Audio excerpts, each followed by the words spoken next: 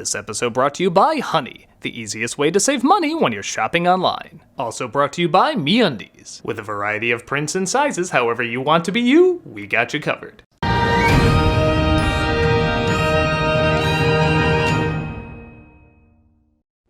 You loved An American Tail. You saw An American Tail 2.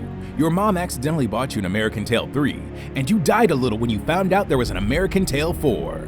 Well, now get ready for the greatest crossover to ever win a studio some loose change. It's An American Tail 5 meets The Land Before Time 15. Yeah, we don't care.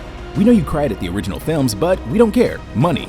In a series so embarrassed by itself, it actually retcons other sequels. I dreamed we moved out west and I became a famous gunslinger. Like that could happen.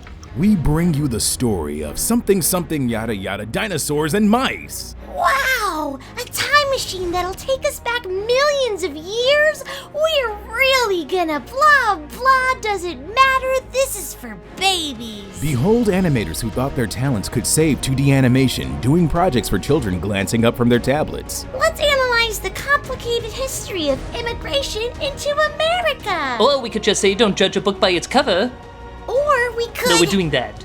And witness voice actors giving up because they know they're not gonna put this on their resume. Oh no, the Daisy Duck one is in trouble. We gotta save her after another scotch. Not matching the lip movements. I don't care that it doesn't match the lip movements. The kids watching this don't even know what words are. Maybe you should lay off the drinks for a bit. I act better with my Jack and Jack. What do you even care? You're not doing a take two. All of this is going in, isn't it? Yeah. An American Tail 5 meets The Land Before Time 15. Coming soon to a theater near you. Just kidding. We'll see you in the coaster section.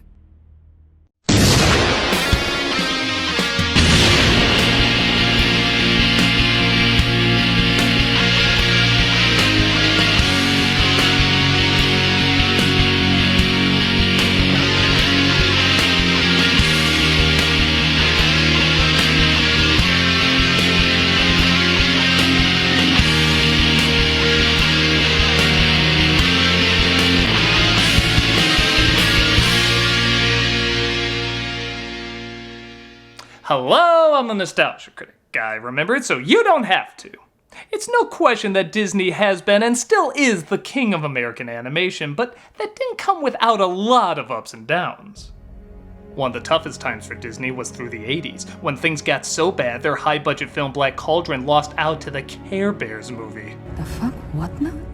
A lot of films from other animated studios popped up, taking advantage of a market that Disney didn't seem to be satisfying. Some did well, some floundered, but the one that hands down gave Disney its biggest scare was, funny enough, from a former Disney animator, Don Bluth.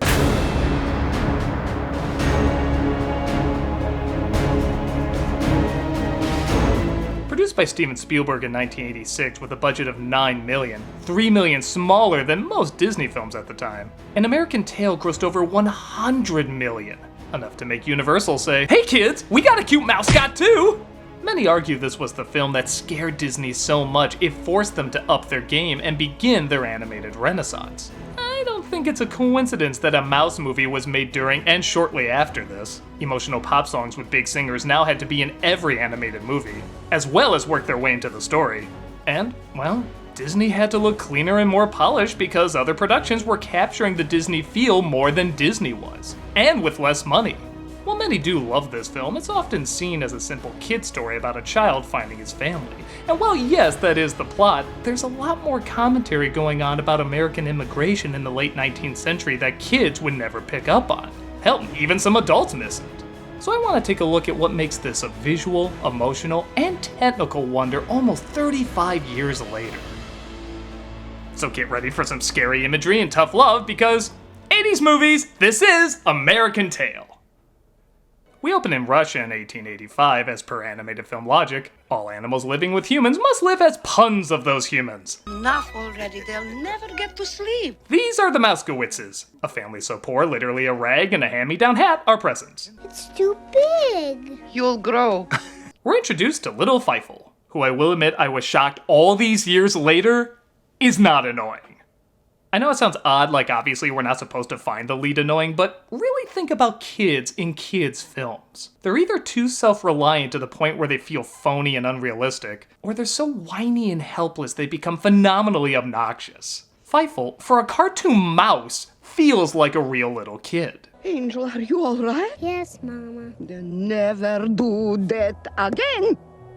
Stick with me, okay? Hey! What, were you engaged or something? This is my home now. He's extremely vulnerable, but he doesn't complain. He's not super bright, but he is super imaginative. And everything he gets emotional about, you would get emotional about too, especially at this age in these situations. He doesn't just quote catchphrases because he's not portrayed as a cool kid, he's portrayed as a real kid. And that's surprisingly rarer in children's films than you would think. So what if he's not the best singer? He's got The heart. While talking about their dreams of America. There are mouse holes in every wall. In America, there are breadcrumbs on every floor. If I were a rich mouse, yabba squeaka squeaka squeaka, yabba squeaka squeaka dum. Their village is attacked by Don Bluth's ever bizarre fear of felines. No, seriously, there are guard cats in this world. I guess even the Jewish mice had to be purged from these villages. For whatever reason, they look and sound like trained canines. Have you ever trained a cat to hunt something they didn't want to hunt? Hey Chaplin, remember the sock of that person I had you get the scent of? Go find him!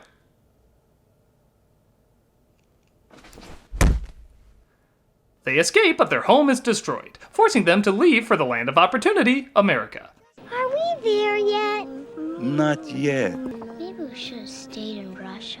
Yes, I hear that's becoming more like a Disney film every day too. Everyone on the boat sings a very catchy song about how there's no cats in America and the streets are paved with cheese. Obviously a satire of the streets are paved with gold, which was a common phrase about America back then. And the streets are paved with cheese. And yes, it is ironic a song about immigrants escaping oppression are represented mostly in stereotypes. Poor Mamma Mia. But they're by no means malicious, and hey, we don't know how ethnicities look and sound in the mouse world. Maybe this mouse is Italian. The Don he was a tabby with a taste for my brother Tony.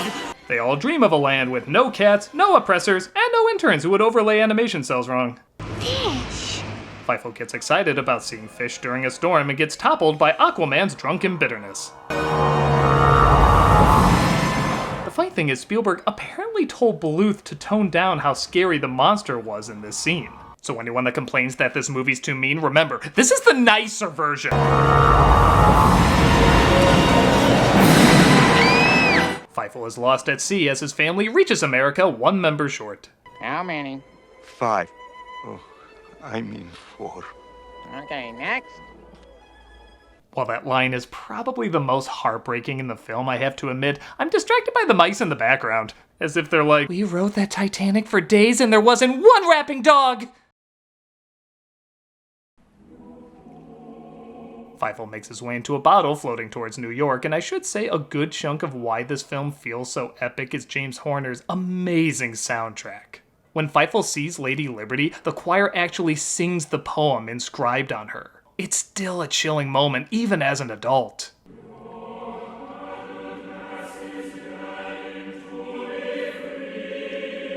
Unless you have COVID, in which case fuck off! All of that is also America. He comes across Pigeon Lumiere, played by Christopher Plummer, who cleans him up and gives him the inspiration not to give up hope. Again, this is a pretty damn catchy song. Never say never again. Now, if you'll excuse me, I am a pigeon, this is a statue, I have a lot of shitting to do.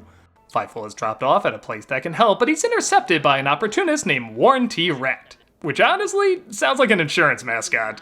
I'm looking for my family. I know exactly where they are. I also know how to save you 15% or more on car insurance.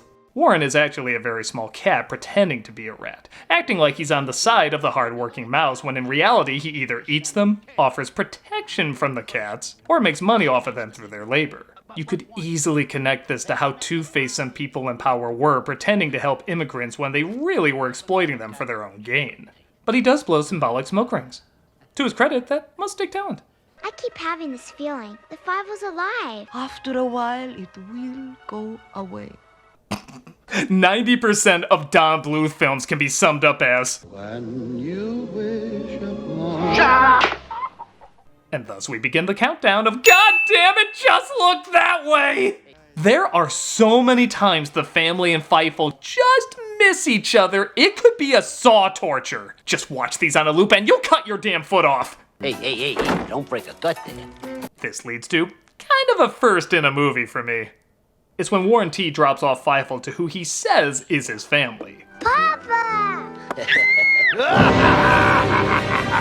This is the first time I ever screamed and laughed at a film. Little 5-year-old me was terrified at this scene, but at the same time, it was really, really funny. Thinking you're gonna see your family only to be given this monster. A monster who greets you by shoving his face into yours laughing. Who does that? It's so insane! You're mine! Now get to work! It turns out this is a workshop, both for mice and people, that Fievel is forced to work at, demonstrating that the American dream isn't exactly the utopia that was promised. In fact, Americana imagery is sprinkled all throughout the harsher scenes of the movie. Like saying the Pledge of Allegiance where Fievel can't enter, Stars and Stripes Forever almost used as a weapon against him, and even at the workhouse the American flag hangs proudly, almost like it's showing there are still flaws in America and plenty of people who will take advantage of those flaws.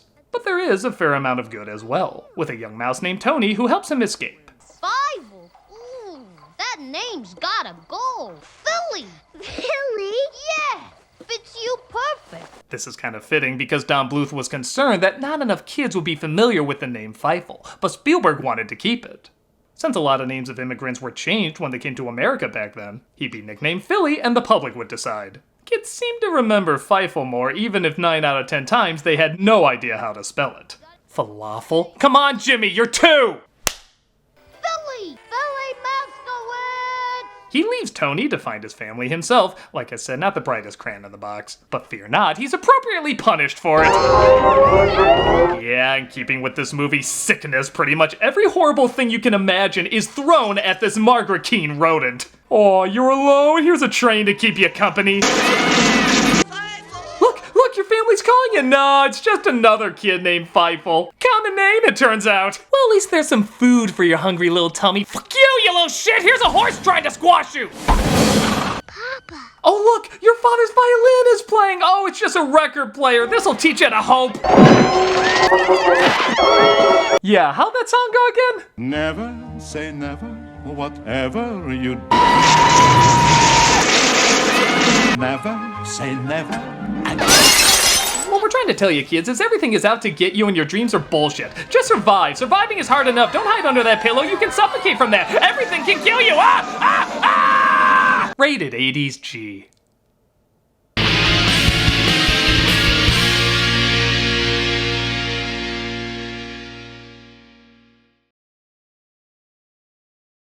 You know what I love? What's that cartoon bear whose voice is so gentle it almost sounds creepy? Honey. Well, it is very sweet and delicious. Not that, honey. The online service. Wow, cartoon bear, I didn't even know you had a computer. That's a hurtful stereotype. But Honey is not. Honey searches for coupon codes and automatically applies the biggest discount it can find to your card. You don't have to change where or how you shop. Honey works on lots of your favorite websites, saving money in seconds. I know what you mean, cartoon bear. I use it to save money on some of my favorite movies. It's dope. Never say that again, cartoon bear. You're probably thinking I can't save that much money with Honey. But the money you save with Honey is plenty. There's nothing more satisfying than when you're about to buy something and then you find all the savings that Honey has given you. That is pretty satisfying, cartoon bear. Everyone should try it. In fact, you can. If you go to joinhoney.com/channelawesome, you can add Honey and give this humble cartoon bear credit for doing so. That's joinhoney.com/channelawesome, and you can join the millions already saving. That sounds amazing, cartoon bear. Say, you know what else is a cartoon? A cartoon. I think you need to lie down, cartoon bear. No, I'm talking about these cartoons. Space Jam: A New Legacy. MeUndies believes that comfort is about more than what's touching your skin. It's about being comfortable in your skin. in. And when you're truly comfortable, you get that slam dunk kind of feeling, you know? Sure. It's kind of like the new collab. We've got 4 words for you. You're ready to jam? This is a very bizarre conversation we're That's right. MeUndies and Space Jam are bringing you New Undies. MeUndies' new Space Jam print features Bugs Bunny, Daffy Duck, and other iconic characters who are all tuned up and ready for a rematch. MeUndies are made from micromodal fabric, which is not only soft, but breathable, light, and impossibly cozy. Did I say your voice was almost scary? Check out the new Space Jam collection in the softest undies, socks, bralettes, dog hoodies, and loungewear. Available in sizes extra small to 4 extra large. Here's your chance. Do your dance. What is happening right now? To score the new collection before the clock runs out. Can I take over from here? I'm just a half-naked cartoon bear talking about MeUndies. Yeah, I'll take over. MeUndies has a great offer for viewers. For any first-time purchasers, you get 15% off and free shipping. MeUndies also has the problem-free philosophy. If you're not satisfied with any product for any reason, they'll refund or exchange it. No caveats, no questions. To get 15% off your first order, free shipping, and 100% satisfaction guarantee, go to MeUndies.com/nostalgia. That's MeUndies.com/nostalgia. You're ready to jam? You really need to stop that, Cartoon Bear. I know I'm a sellout, but a comfortable sellout. You at home can be comfortable too. Check out this offer today. You're ready to jam? I'm never using you again, Cartoon Bear.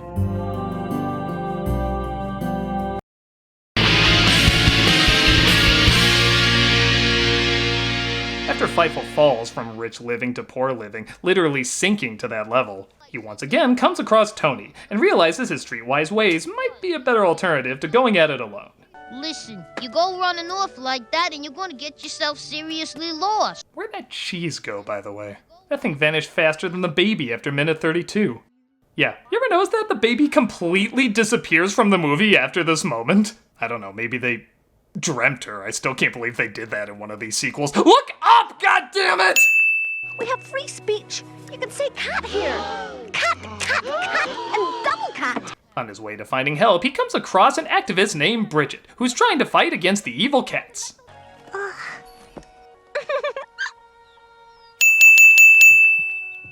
Cat. Cat. Well, that's it. Princess Daphne fucked a mouse at some point. Cat. Jesus, they make her pupils so big her eyeshadow literally casts an eyeshadow! But there are no cats in America. Feifel tells everyone there's no cats in America when arguably the most patient feline in the film attacks. Yeah, so this was the scariest scene in the movie for me. As far as I was concerned, when you were eaten, you're dead. This was officially a snuff film. The rest was just gonna be him being digested. Thanks, Mom and Dad, for taking me to this. But I guess he saw this cartoon and made his way out, discovering that there are, in fact, quite a few kitties in the USA. Just look to your right, you don't have blinders! It's my 3rd week today, and I'm not finished. Bridget takes him to a politician named Honest John, who is loosely based on a real person, but again, not the most sensitive portrayal. His alcohol is so strong, it literally burns holes in the ground. Nevertheless, he's taken to him to see if he knows his family. Though sadly he doesn't, a German stereotype steps in named Miss Mausheimer, played by Madeline Kahn. We must have a Wowie. What's a wowie? A Wowie. Well, I'm sure this bit where they can't understand their over-the-top accents wouldn't fly today. I have a very strict anything Madeline Kahn does is hilarious clause that, I'm sorry, I'm never backing out of. O'Reilly. That's what I said. A Wowie. Rated 80s G. Though a lot of the mice see her as too rich, snobby, and full of herself, which is not unfounded. I have dedicated my life to helping those less fortunate than myself. That's everyone. I do like that she's an immigrant trying to help other immigrants. I think the idea is showing different classes and races coming together to defeat a common foe as opposed to fight among each other.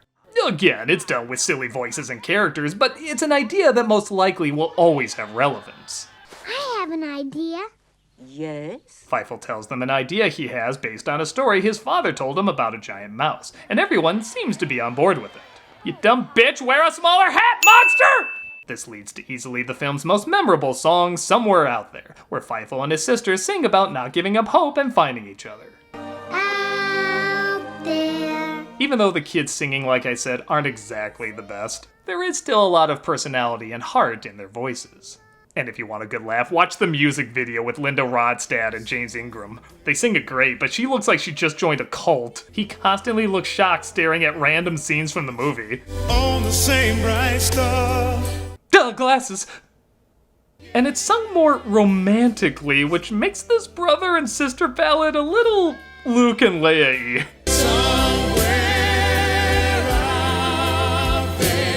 Jesus Christ, they live right next to each other. Out there is 2 steps away. Kinda loses its epic scale. Oh well, still a good song, which takes us into the mice putting together their secret weapon to get rid of the cats. The laboratory mice, the team has been sliced. Feifel gets separated from the group and comes across Warren T. Rat, discovering he is in fact a cat. Though verdict's still out on dog, I guess. Bluth, you know the difference between these two, right? He gets captured, but they don't eat him because that's what they'd be expecting us to do. So he's instead guarded by the cowardly cowardly tiger, voiced by Dom DeLuise. Don't make any funny moves, because I'm crafty, and I'm quick. I have the instinct of a cat. I always saw Dom DeLuise as a less funny John Candy, but before you kill me, I actually don't mean that as an insult. I think John Candy had equal parts comedy and heart, where Dom DeLuise had less comedy, but even more heart. He still gets a few laughs, they're just not hard laughs. Yet you still love him because he doesn't hold back. I lost my family too. 8 brothers, 10 sisters, 3 fathers. He gives you all the charm he has in his body, and it truly is a lot of charm. I like butterflies with big golden wings and blue and green tips. Me too. With that said, this is my least favorite song. We're a duo, a duo. It's not bad, and you definitely need it after so many aggressive moments, but nothing much is furthered with it. They become friends, great! They kinda did that even before the song started, so it's a little dull. I still liked it enough as a kid, so Hakuna Matata, I guess. This results in Feifel escaping, bringing the cats to the mice too early to set off the secret weapon. Hold your fire. It's that rat, Warren T. Him and his wowie of willy wabblers wubble quassers. It's revealed that Warren T is a cat, leading to one of my favorite lines. Who you gonna believe? Me or your own eyes? And they finally unleash their secret. Just tilt upward, you fool! A secret weapon! Feifel helps unleash the weapon, which again is nice, as it does stop him from being a little too weak. And it's revealed to be none other than ratoscoping. Oh, your hatred for dad jokes fuels me! It's the giant mouse of men. It says so on his side, just like all famous monsters. They force them on a ship to Hong Kong, and because I guess every cat in the US was on board, they sing how there's no more cats in America. Now there are no cats in America. Okay, so you can guess how it ends. Feifel finds his family as they're literally right there, and it ends happily after after. Fuck no. We got 10 more minutes of misery to give you. Yep, in any other film I'd say this was needlessly added on, but the film really wants to earn that happy ending, so we're given, in my opinion, the harshest moments in the movie. Feifel gets separated, yeah, he's good at doing that, and ends up in a slum called Orphan Alley, where the chipmunks have clearly hit hard times. I've been looking for my family. He's looking for his family. I stopped that a long time ago. You should give that up and start smoking marijuana. These kids are ruthless to him, which is understandable as they lost their folks too, so they're just passing on their pain to him. They don't care. Forget them. You're nothing. You're junk. You're trash. Make yourself a bed. This causes Feifel to finally give up, and again, if this performance and his vulnerability wasn't believable, it'd be pointless and drag on. But this really sounds like a kid who's been pushed to the limit and finally does away with hope. You're right. They don't care. And if they did, they would have found me.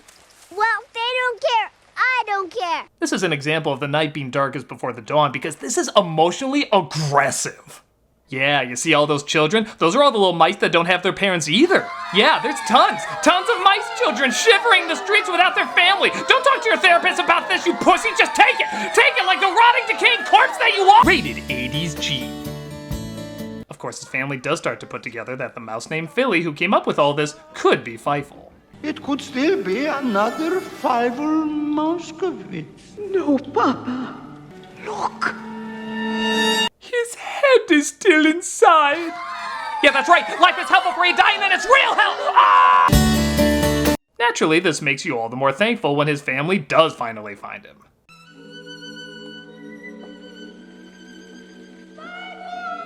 That's 6 times, folks. If you took a shot for each one, you'd be blitzed by this point.